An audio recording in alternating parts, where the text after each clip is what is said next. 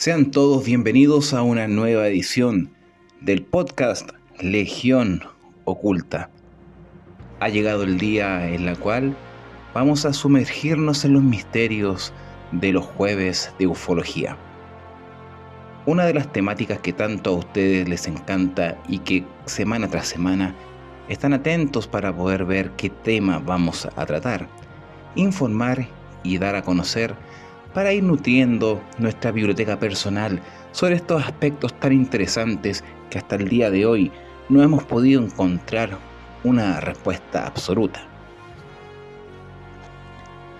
También quiero agradecer a cada uno de ustedes que cada semana nos están entregando un like y compartiendo este capítulo, ya sea en iVoox, Spotify y a la vez también YouTube.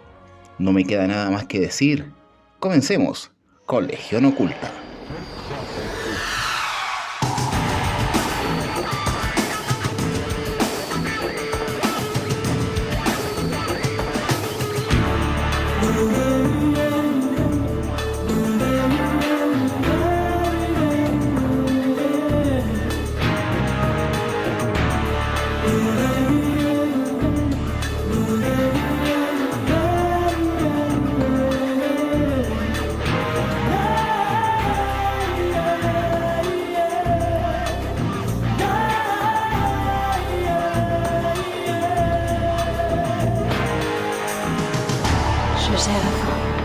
Cherchez la fin,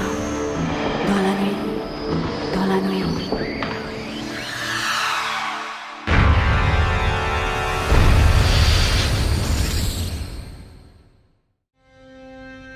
Estás escuchando Legión Oculta. En base a la temática que trataremos el día de hoy, es una extraña desaparición. Todos se preguntan qué es lo que sucedió con el piloto Frederick Valentich. Una extraña desaparición, como lo dije anteriormente, de un joven aspirante a piloto que se ha convertido en uno de los casos más misteriosos y famosos de la historia australiana. Frederick Valentich, conocido como Fred, nació el 9 de junio del año 1958, hijo de Guido y Alberta. Creció en Avondale Heights, un suburbio de Melbourne, Australia.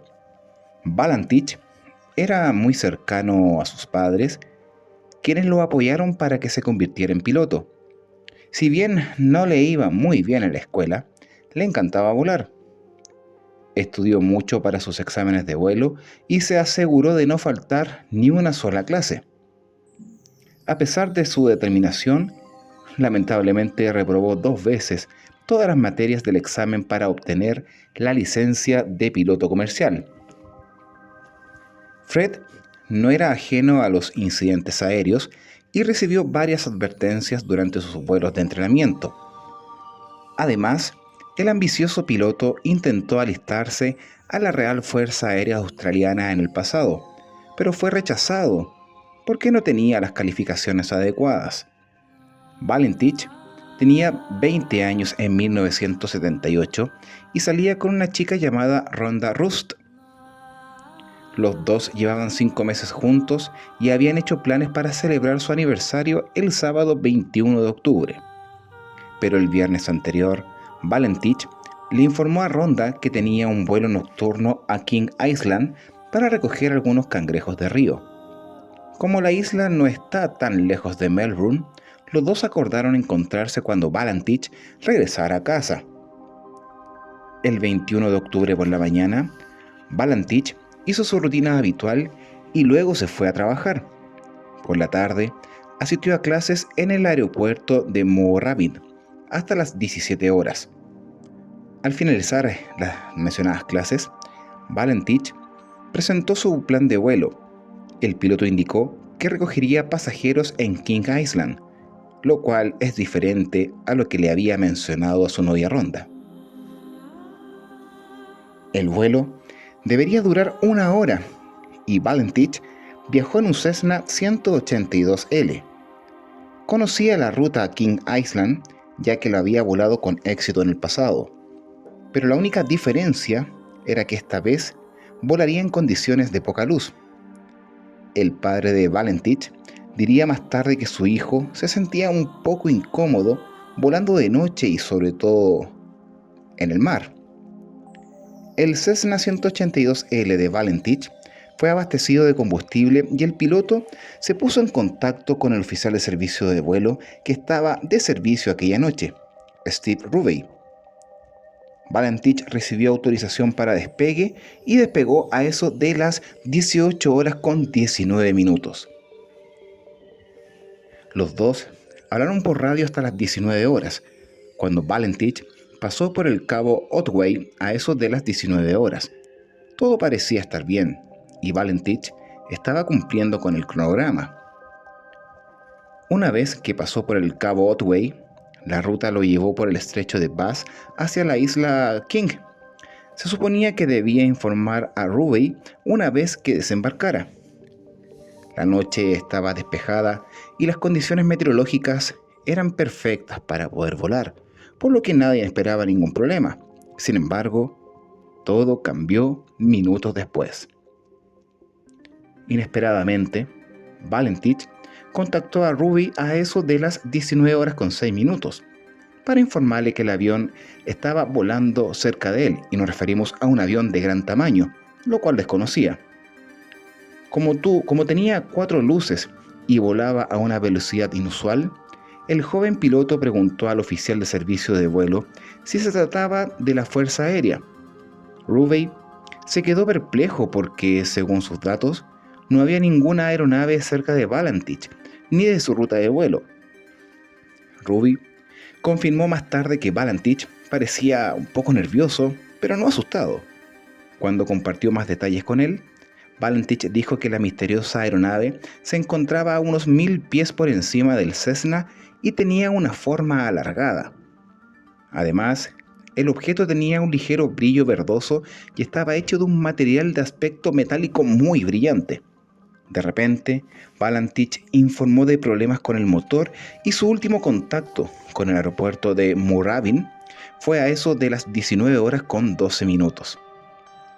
En sus últimos momentos, Valentich dijo que el objeto estaba flotando sobre su avión y que no era una aeronave. Sus últimas palabras fueron seguidas por 17 segundos de sonidos metálicos y luego un silencio absoluto. Aterrorizado, Rubey esperó junto a la radio con la esperanza de que Valentich llegara al aeropuerto de King Island. Los minutos parecían horas, mientras miraba su reloj esperando pacientemente a que llegara a eso de las 19 horas con 28 minutos, que era la hora en que Valentich debía aterrizar. Se puso en contacto con el aeropuerto de King Island, contándoles lo que había sucedido en los últimos 20 minutos, y comenzó la búsqueda de Frederick Valentich. A las 20 horas, 2 aviones del aeropuerto de King Island inspeccionaron la zona de vuelo y a la vez también cerca de la isla. El tiempo seguía despejado, por lo que si había algo en el agua, los pilotos lo habrían visto de buena manera. Volaban a 1000 pies de altura, lo que era suficiente para avistar los supuestos restos de la aeronave siniestrada. La visibilidad era excepcional, ya que los pilotos podían ver el cabo Otway a lo lejos, pero no había nada. Mientras tanto, en Melbourne, los padres de Valentich se estaban preocupando. Era tarde y su hijo no había vuelto a su casa. Su padre había oído la noticia de que una aeronave había desaparecido sobre el estrecho de Bass y sabían que era Valentich. Varias horas después, agentes de la policía aparecieron en la puerta informando a los padres de Valentich que su aeronave se había estrellado. La extensa búsqueda duró 4 días y en ella participaron 8 barcos, un avión de vigilancia de la Real Fuerza Aérea Australiana y 8 aeronaves civiles. La operación se suspendió el 25 de octubre y lo único que se encontró fue una mancha de petróleo, pero se determinó que no provenía del avión. Los investigadores estaban ansiosos para descubrir qué le había sucedido al joven piloto, por lo que revisaron sus registros de vuelo y descubrieron que estaba involucrado en varios incidentes. Sin embargo, el tutor de Valentich dijo que el joven era un estudiante excepcional con ganas de aprender y mejorar, y según él, Valentich estaba cerca de obtener una licencia de piloto comercial. El Departamento de Transporte fue el encargado de investigar el posible accidente y redactar el informe oficial. Como no había pruebas de que el avión se hubiera estrellado contra el agua, la única explicación que no incluía un accidente mortal era que Valentich desapareció a propósito, dejando atrás su antigua vida. Para respaldar esta afirmación, el Departamento de Transporte citó razones falsas para volar a King Island la noche de la desaparición. No había pasajeros esperándolo en el aeropuerto, ni cangrejos de río que debieran ser transportados al continente. La familia de Valentich no quedó convencida de estos descubrimientos, ya que no pudieron encontrar una buena razón por la que él quisiera desaparecer. Sin embargo, los investigadores destacaron las pruebas de vuelo fallidas. Los padres y hermanos de Valentich creían que si el piloto quería desaparecer, no lo haría con una aeronave porque era extremadamente complicado ocultar tremendo artefacto. Cuando los medios de comunicación se enteraron de que había un ovni involucrado en este misterioso accidente, su interés aumentó aún más. Los investigadores querían saber más sobre Valentich y sus intereses. Su novia Rhonda dijo a los investigadores que últimamente había visto varias películas con temática espacial, como Encuentros cercanos del tercer tipo y Star Wars. El piloto comenzó a recopilar recortes de noticias sobre la exploración espacial, pero no estaba exactamente obsesionado con el tema. Los amigos de Valentich afirmaron que nunca hablaba de extraterrestres ni mucho menos de ovnis. Un compañero piloto de la escuela dijo que los dos habían hablado de extraterrestres solamente una vez, y eso fue todo. El padre de Valentich dijo a los investigadores que le encantaba hablar sobre ovnis, especialmente después de que él y su madre supuestamente habían visto uno en 1978. A pesar de los esfuerzos por explicar la desaparición a través del interés de Valentich por el espacio, el informe especial no pudo establecer un vínculo sólido, porque durante décadas, la desaparición de Frederick Valentich fue un tema popular en Australia.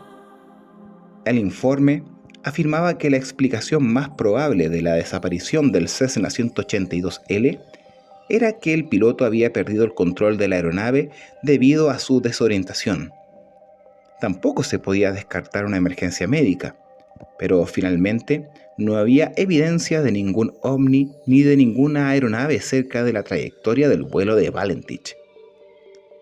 Los investigadores habían encontrado la primera prueba física que podía confirmar que el Cessna se habría estrellado en el agua.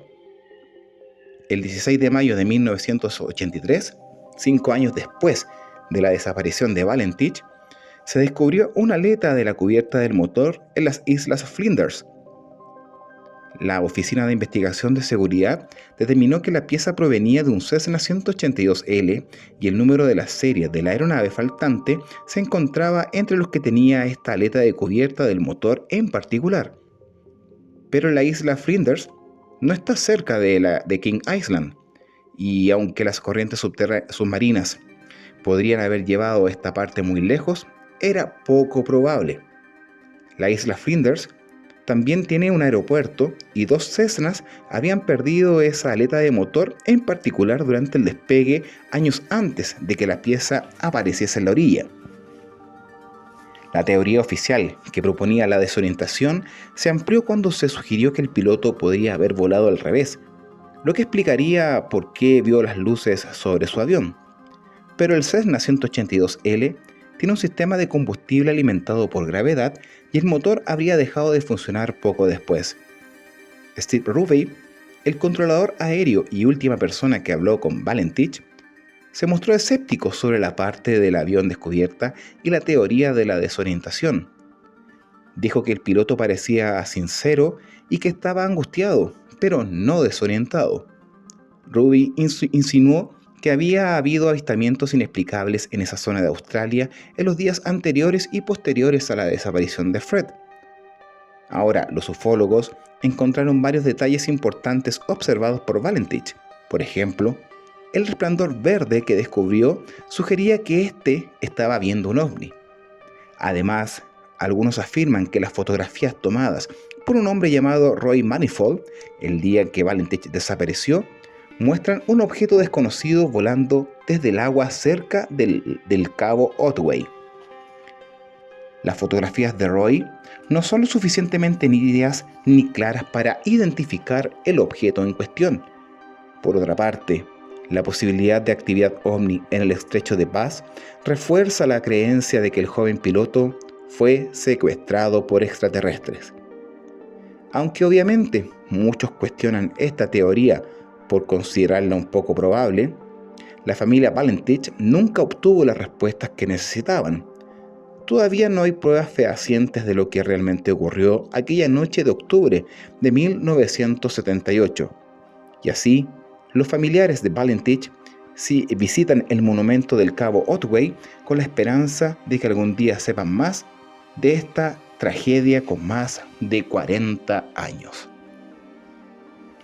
Un caso extraño y a la vez también súper inmerso a lo desconocido. A pesar de que tenía características de no ser un muy buen piloto, hablemos en el ámbito calificaciones, ya había hecho con anterioridad esas rutas. ¿Qué es lo que sucedió con Fred?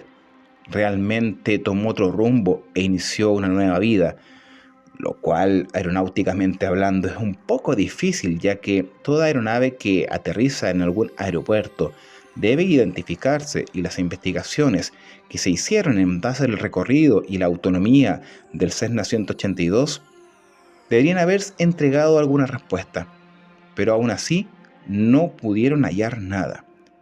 Y la última comunicación con tierra al avistar una extraña aeronave con luces anómalas, créame decir que para los ufólogos es una respuesta clara y convincente de que algo fuera de este mundo atacó o se raptó a este personaje que está inmerso dentro de la cultura ufológica en el ámbito más famoso en Australia. Con esto, queridos amigos, comenzamos ya a despedirnos de este jueves de ufología en el podcast Legión Oculta.